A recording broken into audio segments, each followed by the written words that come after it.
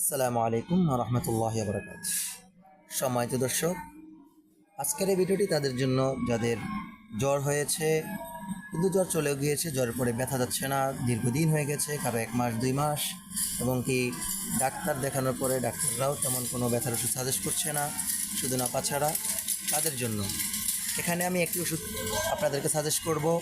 এই ওষুধটি long time খেতে পারবেন, লং টাইম খেলেও তেমন কোনো পার্শ্ব প্রতিক্রিয়া নেই। এখানে ওষুধ একটি, কিন্তু 5টি কোম্পানির এখানে আপনাদেরকে সাজেস্ট করবো, যে কোনো একটা খেলেই হবে। 1 নম্বর রয়েছে স্কোয়ারের ফ্লেক্সি 100, 60 টাকা পিস। 2 নম্বর রয়েছে মারবেন 100 এরিস্টো ফার্মা, এটাও 60 টাকা পিস নেবে। 3 নম্বর রয়েছে ইনসেপ্টা কোম্পানির রিসার্ভিস 100, এটা 6 টাকা পিস নেবে। 4 নম্বর রয়েছে হেলথ কেয়ারের টার্নিল 100, এটা 5 টাকা পিস নেবে। 5 নম্বরের যেটা রয়েছে ভিক্সিমকো কোম্পানির, এটা 4 টাকা পিস নেবে, লো বাজেটের মধ্যে, এটাও ভালো হবে ইনশাআল্লাহ।